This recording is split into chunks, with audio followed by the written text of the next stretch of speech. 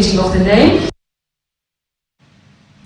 To Parliament now, where members of the Senate Committee for Health have called for a review downwards of the Ministry of Health's 204 billion shillings budget proposal, citing massive wastage. The Jackson Mandago-led committee held that the additional 86 billion shillings the ministry has requested for could not be justified and would only result in wastage. Gloria Milimu with more.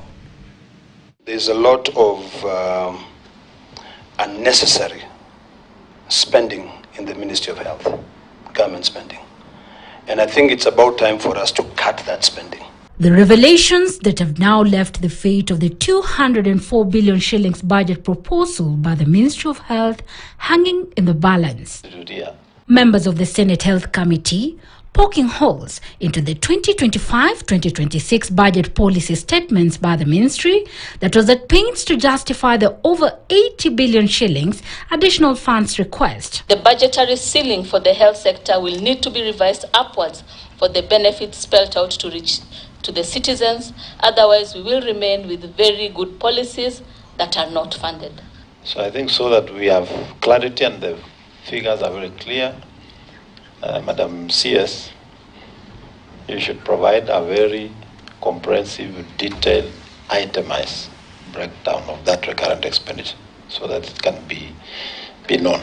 The Wasingishu Senator Jackson Mandago-led committee also put to task the Principal Secretary for Medical Services, Harry Kimtai, to explain his over 98% budget increase for the department that was allocated 91 billion shillings in the previous financial year. You know, when figures are not understood, then you give room for speculation.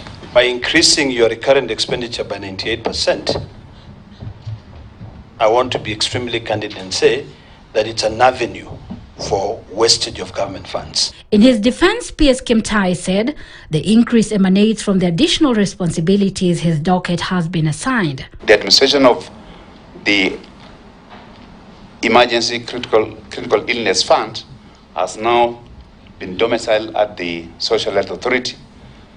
The primary health care funds have now been domiciled at the Social Health Authority. So they are performing those functions here, and therefore they will fall under the State Department for Medical Services. Your argument is that you have so many presidential functions, but those functions are actually not your constitutional obligation. They are for county governments. Why not send that money to county government for them to be able to build their health facilities? Similarly, the State Department for Public Health's effort to receive 31 billion shillings in the 2025-2026 financial year budget also suffered the same fate. The committee members now want an audit of the ministry's budget policy statements before it is approved to help counter the said wastage. Gloria Milimu, KTN. Well, senators are calling for budgetary cuts at the ministry.